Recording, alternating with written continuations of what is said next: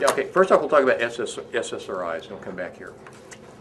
SSRIs are helpful, but they're not, their performance is not stellar in terms of treating PTSD, okay?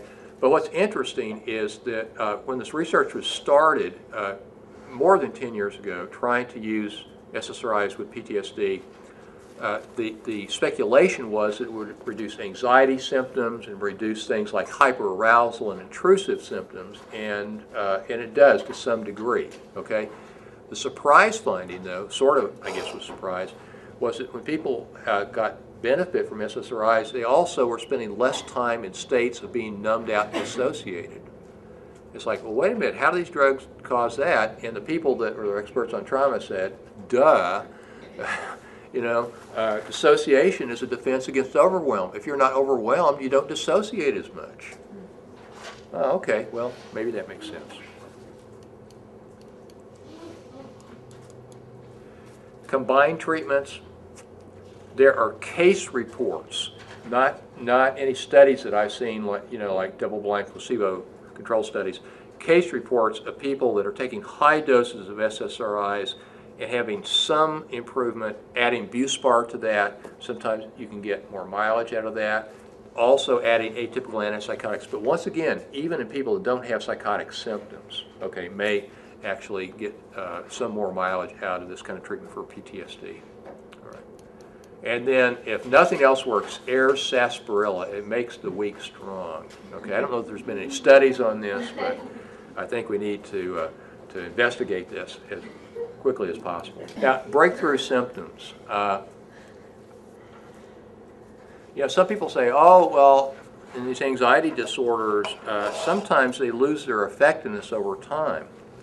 And there's been questions about does tolerance develop, you know, for benzos or SSRIs and that sort of thing. And there's not compelling evidence to suggest that tolerance develops, okay?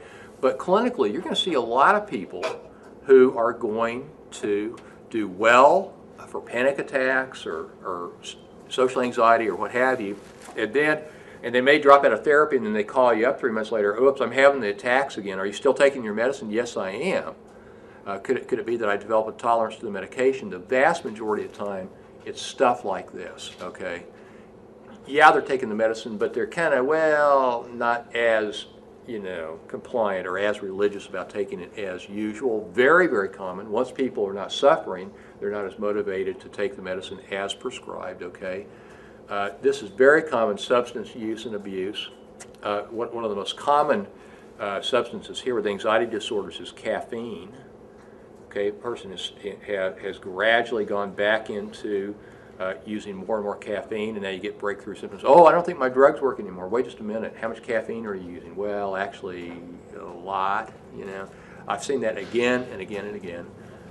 The obvious new stressors that come on the scene. Do you think that matters? Yeah, absolutely. These drugs don't provide immunity from anxiety. They deal with the current situation, but there can be new issues that come up. And then finally, sleep disturbance. And the sleep disturbances obviously can be caused by any number of things. You know, somebody taking on a second job, you know, or their bed partner, you know, has restless legs, or they develop sleep apnea, or what have you. And so I think the knee-jerk reaction a lot of times, I don't mean to be overly critical about this, but in primary care is, well, let's increase the dose of the medicine. So, time out. Let's really stop and take stock of a number of things that may account for breakthrough symptoms before we even think about increasing the dose, okay? And I would say probably 3 out of 4 times it's one of these things, and you can talk to a person for 15 minutes, and that's what's causing it, okay? And that's why I think the therapists, you know, are in the best position, because we have enough time to actually talk to our patients. Kind of a radical idea, especially compared to primary care medicine.